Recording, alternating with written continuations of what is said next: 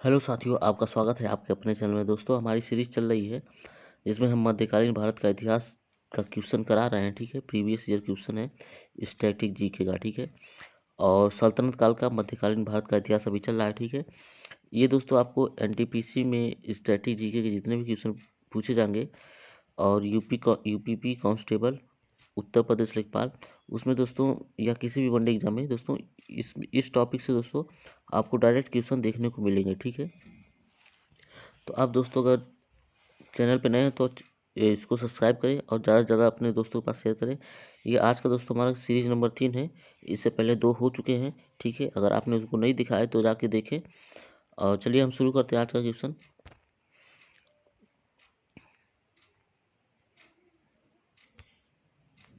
पहला क्वेश्चन है दोस्तों, अमीर कोही नामक कृषि विभाग, ठीक है, का नामक एक नया विभाग किस सुल्तान द्वारा शुरू किया गया था। ठीक है, अमीर कोही नामक एक कृषि विभाग है। ठीक है, और ये एक नया विभाग द्वारा शुरू किया गया था, तो किस सुल्तान द्वारा शुरू किया है ये पूछ रहा है। ठीक है दोस्तों, तो हमारा जो सही ऑप्शन है मोहम्मद बिन तुगलक। ठीक है दोस्तों, मोहम्मद बिन तुगलक द्वारा अमीर कोही नामक नया विभाग, कृषि विभाग शुरू किया गया था। ठीक है, नेक्स्ट क्वेश्चन चलते हैं हम लोग। अमीर खुसरो ने किसके विकास में अग्रणी भूमिका निभाई थी। ठीक है दोस्तों, तो यहाँ पे जो हमारा सही ऑप्शन है ऑप्शन नंबर सी, खड़ी बोली के विकास में दोस्तों इन्होंने अग्रणी भूमिका निभाई थी।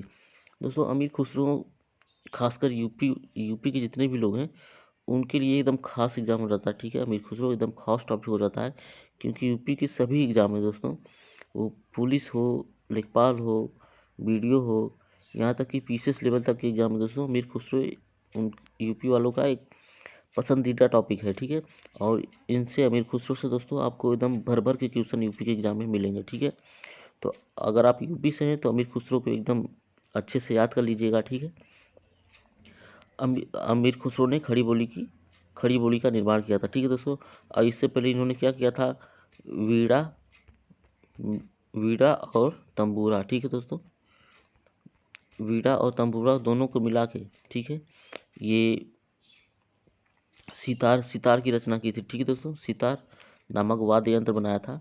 ठीक है, सितार नामक वाद्य यंत्र बनाया था। ठीक है दोस्तों, तो अमीर खुसरो यूपी वालों के लिए काफ़ी इंपॉर्टेंट हो जाते हैं। यूपी वाले अगर आप यूपी से हैं तो इनको याद रखेंगे। ठीक है, नेक्स्ट क्वेश्चन चलते हैं हम लोग दोस्तों। तैमूर लंग ने किसके शासनकाल में भारत पर आक्रमण किया था। ठीक है, तो तैमूर लंग ने किसके शासनकाल में भारत पर आक्रमण किया था, तो ये थे नसरुद्दीन मोहम्मद तुगलक। ठीक है दोस्तों, नसरुद्दीन मोहम्मद तुगलक के शासनकाल में तुगलक वंश के शासक थे, और उस समय तैमूर लंग ने इन पे आक्रमण किया था। ठीक है, नेक्स्ट क्वेश्चन चलते हैं हम लोग दोस्तों।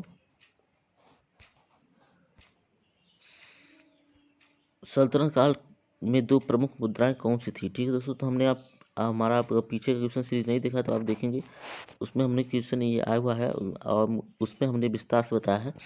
हम फिर से बता देते हैं यहाँ पे। सल्तनत काल में 3 मुद्राएं थी, तो 3 मुद्राएं थी। ठीक है दोस्तों, कौन कौन सी थी, टंका, ससगनी, ठीक है, और जीतल। ये सल्तनत काल की 3 प्रमुख मुद्राएं थी, और इसमें दोस्तों टंका और ससगनी चांदी की बनी हुई थी। ठीक है, चांदी की बनी थी, और जीतल दोस्तों सोने का था। ठीक है, तो जीतल सोने का होने के कारण थोड़ा एक्सपेंसिव था, थोड़ा महंगा था, और टंका और ससगनी दोस्तों ये चांदी की बनी थी। ठीक है, तो ये थोड़ी सस्ती थी और ज़्यादा पॉपुलर थी उस टाइम में। तो यहाँ पे हम देखते हैं दोस्तों कौन कौन है। यहाँ पे जीतल दिया है और टंका दिया है। ठीक है, बी और डी, तो हमारा चौथा ऑप्शन हो जाएगा बी और डी, यहाँ पे सही हो जाएंगे। ठीक है दोस्तों, नेक्स्ट क्वेश्चन चलते हैं हम लोग।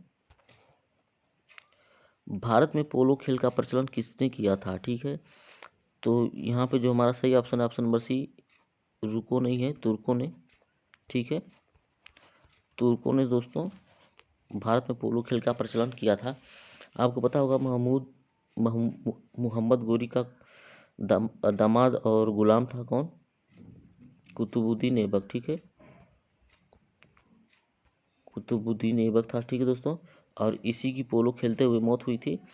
और तो तुर्कों ने, और दोस्तों मोहम्मद गोरी, महमूद गजनबी, कुतुबुद्दीन ऐबक, ये सभी क्या थे, तुर्क थे। ठीक है, तुर्क थे। तो तुर्कों ने ही दोस्तों भारत में पोलो खेल का प्रचलन किया था। ठीक है, नेक्स्ट क्वेश्चन चलते हैं। ये दोस्तों हमने पीछे के क्वेश्चन में बताया है, पीछे की सीरीज में। आप सीरीज नंबर 1, 2 में आप उसको देखेंगे दोस्तों, तो उसमें दोस्तों आपको इसमें थोड़ा विस्तार से मिल जाएगा। ठीक है, नेक्स्ट क्वेश्चन चलते हम लोग। क्वेश्चन नंबर 6, किसने एक तरफ संस्कृत मुद्रा लेख के साथ चांदी के सिक्के निर्गत किए थे? ठीक है, तो हमारा जो सही ऑप्शन है वो है बी, महमूद गजनवी ने। ठीक है दोस्तों, अब ये किसकी गलती नहीं समझ में आता है कि जो जो हमारे मंदिरों को तोड़ता है, हमारे देश में आके लूटपाट करता है, उसने मुद्रा चलाया। ठीक है, उसने मुद्रा चलाया और वो भी संस्कृत में। ठीक है, आपको पता होगा महमूद गजनवी 1025 ईस्वी में सोमनाथ, जो गुजरात में पड़ता है, सोमनाथ का मंदिर को लूटा था, उसको क्षतिग्रस्त किया था। ठीक है, और इसने दोस्तों एक तरफ ये मंदिर को तोड़ रहा है और दूसरी तरफ ये संस्कृत में मुद्राएं, संस्कृत में लिखी मुद्राओं को प्रचलित मतलब निर्गत कर रहा है, उसको बना के लोगों में चलवा रहा है। ठीक है दोस्तों, तो ये इतिहासकारों की गलती हमको लगती है। ऐसा नहीं हो सकता, दो दो चीज़ एक साथ नहीं हो सकती, लेकिन फिर भी इतिहासकार पढ़ाते हैं हमको, हम लोगों को पढ़ना पड़ता है। ठीक है, नेक्स्ट क्वेश्चन चलते हैं हम लोग। क्वेश्चन नंबर 7 है, अलाउद्दीन खिलजी के निम्न सेनाध्यक्षों में से कौन सा तुगलक वंश का प्रथम सुल्तान बना? ठीक है दोस्तों, तो ये है हमारे गाजी मलिक। ठीक है, गाजी मलिक अलाउद्दीन खिलजी के सेनाध्यक्ष थे। ठीक है, और ये तुगलक वंश की स्थापना करते हैं। ठीक है, तो दोस्तों हमने पीछे क्वेश्चन पढ़ाया था, गाजी मलिक का किस नाम से तुगलक वंश की स्थापना की है, इसको आपको कमेंट बॉक्स में बताना है। ठीक है, नेक्स्ट क्वेश्चन चलते हैं हम लोग। पीछे के सीरीज नंबर 2 में हमने बताया। ठीक है, आप उसको देख के, नहीं देखें तो देख के हमारा उसको कमेंट बॉक्स में बताएं। ठीक है, कि तुगलक वंश की स्थापना किसने की, और मतलब गाजी मलिक ने की, लेकिन किस नाम से की ये आपको बताना है। ठीक है, नेक्स्ट क्वेश्चन चलते हम लोग। निम्न में से किस राज्य वंश के अंतर्गत विजारत चरमोत्कर्ष प्रथा? ठीक है दोस्तों, तो ये हैं तुगलक वंश के समय दोस्तों विराजत अपने चरमोत्कर्ष पर था। ठीक है, नेक्स्ट क्वेश्चन चलते हैं हम लोग। क्वेश्चन नंबर 9 है, ये दोस्तों स्टेटमेंट टाइप क्वेश्चन है। ये आपको रेलवे में और यूपी के जितने भी एग्जाम है दोस्तों, इसमें आपको क्वेश्चन ऐसे देखने को मिलेंगे। यहाँ तक कि दोस्तों पीसीएस और आईएएस लेवल के आईएएस तक के लेवल पे ऐसे ही क्वेश्चन पूछे जाते हैं, लेकिन उनका डिफ़िकल्टी लेवल थोड़ा ज़्यादा रहता है। ठीक है, तो नेक्स्ट क्वेश्चन चलते हैं। मतलब स्टेटमेंट हमारा पहला क्या है, अलाउद्दीन के दक्षिणी अभियान धन प्राप्ति के थे। ठीक है, और स्टेटमेंट बी है, वो दक्षिणी राज्यों को कब्जे में करना चाहता था। ठीक है, तो यहाँ पे हमारा पहला ऑप्शन है ए और बी दोनों सही हैं, बी ए की सही व्याख्या करता है। बी है बी और ए दोनों सही हैं, किंतु बी ए की सही व्याख्या नहीं करता। सी है ए सही है किंतु बी गलत है, और ऑप्शन चौथा हमारा ए गलत है किंतु बी सही है। ठीक है दोस्तों, तो हमारा जो सही ऑप्शन है वो है ऑप्शन नंबर सी। ठीक है दोस्तों, मतलब ए सही है और बी गलत। तो अलाउद्दीन दक्षिणी अभियान केवल धन प्राप्ति के लिए किया था। ठीक है, उसका कोई इच्छा नहीं थी कि दक्षिण के राज्यों पर कब्जा किया जाए। ठीक है, नेक्स्ट क्वेश्चन चलते हैं हम लोग दोस्तों। तौल की सबसे छोटी इकाई कौन सी है? ठीक है, ऑप्शन है रत्ती। ठीक है, रत्ती जो संस्कृत शब्द से बना है, संस्कृत शब्द रितिका से बना है। ठीक है दोस्तों, तो ऑप्शन हमारा यही सही हो जाएगा, रत्ती। ठीक है, आप हमने अपने बहुत सारे दोस्तों को सुना होगा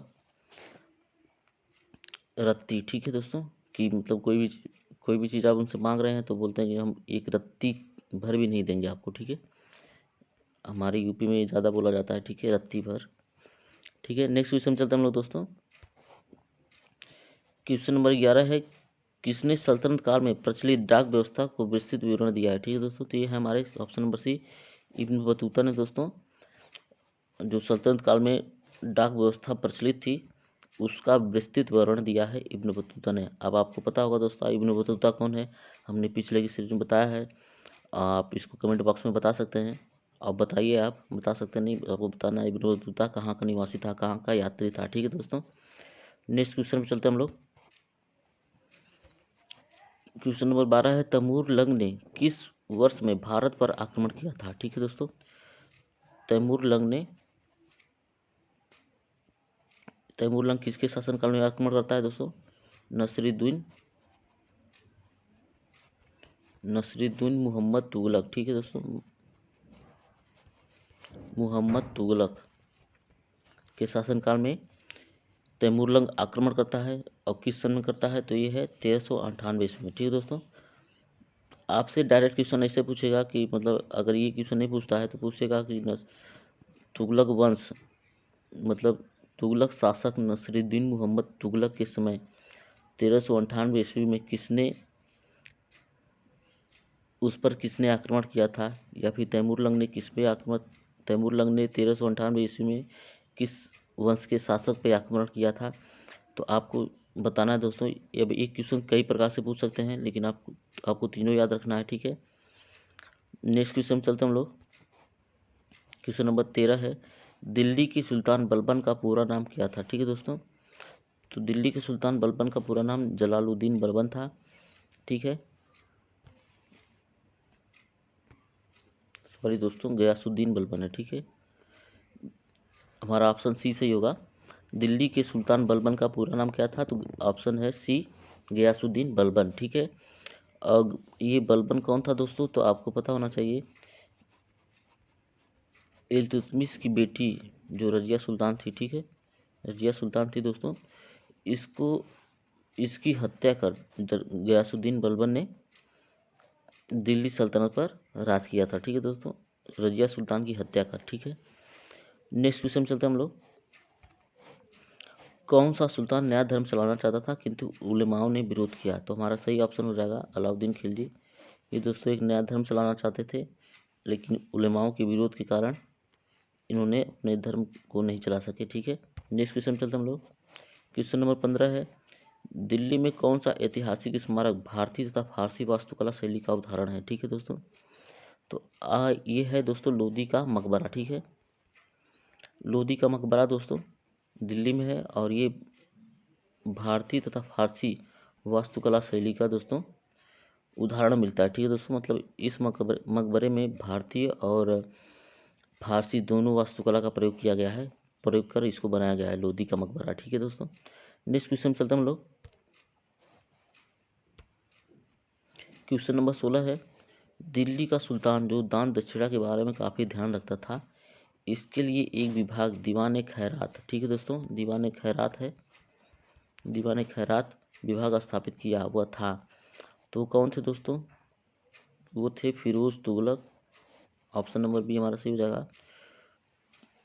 फिरोज तुगलक दोस्तों, ये इन्होंने मतलब जो गैर मुस्लिम थे, ठीक है, इन्होंने ही सर्वप्रथम जजिया कर लगाया हुआ था। ठीक है, जजिया कर फिरोज तुगलक। ठीक है दोस्तों, और तो इस कारण इनको दान दक्षिणा ज़्यादा मिलता था उस टाइम। ठीक है, तो फिरोज तुगलक इसके लिए मतलब जो दान दक्षिणा या जजिया से जो भी कर मिलता था, उसके लिए दीवाने खैरात नाम का एक विभाग स्थापित किया था। ठीक है दोस्तों, जो इसका लेखा जोखा रख सके। ठीक है, नेक्स्ट क्वेश्चन में चलते हैं हम लोग दोस्तों।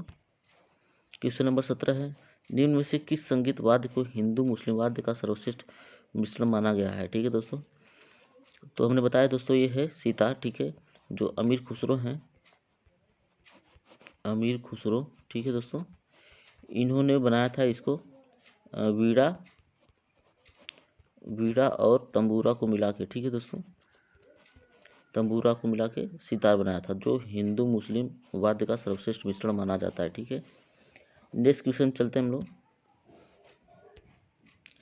क्वेश्चन नंबर 18 है, नई फारसी का विषय सबक ए हिंदी। ठीक है दोस्तों, अथवा हिंदुस्तानी शैली के जन्मदाता कौन है?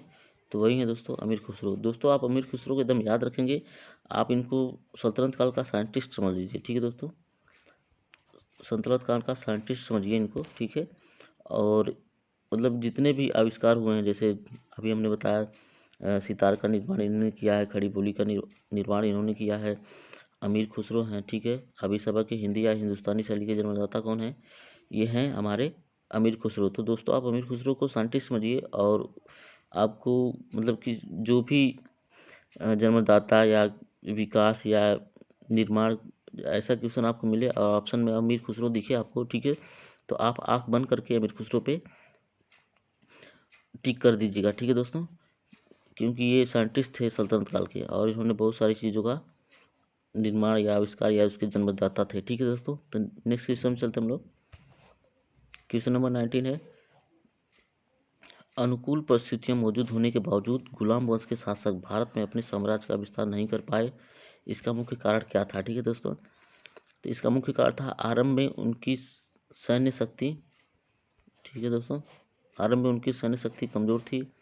बी है मंगोल आक्रमण का भय था। सी है भारत में उनकी संख्या नगण्य थी, मतलब बहुत कम मात्रा में थे गुलाम वंश के लोग। और चौथा है वे साम्राज्य का विस्तार करना नहीं चाहते थे, ठीक है दोस्तों। तो यहाँ पे जो हमारा सही ऑप्शन हो जाएगा ऑप्शन नंबर बी, मंगोल आक्रमण का भय था यहाँ पे ज़्यादा, क्योंकि दोस्तों सल्तनत काल जैसे मतलब गुलाम वंश जैसे ही समाप्त होता है उस टाइम उसके बाद खिलजी वंश आता है, ठीक है। और खिलजी वंश के समय दोस्तों सबसे ज़्यादा मंगोल आक्रमण हुए, ठीक है, सबसे ज़्यादा मंगोल आक्रमण हुए थे, ठीक है, सबसे ज़्यादा मंगोल आक्रमण हुए थे, ठीक है दोस्तों। तो इनके समय में भी मंगोल के आक्रमण का भय था, ठीक है, इस कारण से इन्होंने ज़्यादा अपना विस्तार नहीं किया, ठीक है दोस्तों। नेक्स्ट क्वेश्चन चलते हैं हम लोग। क्वेश्चन नंबर 21 है, निम्नलिखित में से किसने सिकंदर सानी अथवा द्वितीय सिकंदर की उपाधि धारण की थी। तो ये थे दोस्तों अलाउद्दीन खिलजी चाचा, इन्होंने ही दोस्तों सिकंदर सानी या द्वितीय सिकंदर की उपाधि धारण की थी, ठीक है दोस्तों। नेक्स्ट क्वेश्चन में चलते हैं हम लोग, ठीक है दोस्तों, क्वेश्चन नंबर 21 तक ही है। तो दोस्तों अगर आप चैनल पे नए हैं, वीडियो आपको पसंद आए तो वीडियो को लाइक करके जाएंगे और अपने दोस्तों के पास ज़्यादा से ज़्यादा शेयर करेंगे, ठीक है दोस्तों, और ताकि उन लोगों को भी अगर वो एग्ज़ाम की तैयारी कर रहे हैं तो उन लोगों को भी फ़ायदा हो, ठीक है दोस्तों। हमारी क्वेश्चन सीरीज लगातार चलती रहेगी और फिजिक्स का, केमिस्ट्री का दोस्तों सबका हम क्वेश्चन सीरीज लेके चल रहे हैं। फिजिक्स का नहीं देखा है आप लोगों ने तो फिजिक्स का भी देखिए, केमिस्ट्री का भी देखिए, ठीक है, और इसका तो लेके चल ही रहे हैं, इसका तीसरा है। फिजिक्स और केमिस्ट्री के दो हो चुके हैं, अब फिजिक्स केमिस्ट्री के आगे भी हम नेक्स्ट करके चलते रहेंगे बारी बारी से, ठीक है। तो देखते हैं दोस्तों, अगर आप वीडियो को ज़्यादा से ज़्यादा शेयर करें, ठीक है, और देखने के लिए धन्यवाद।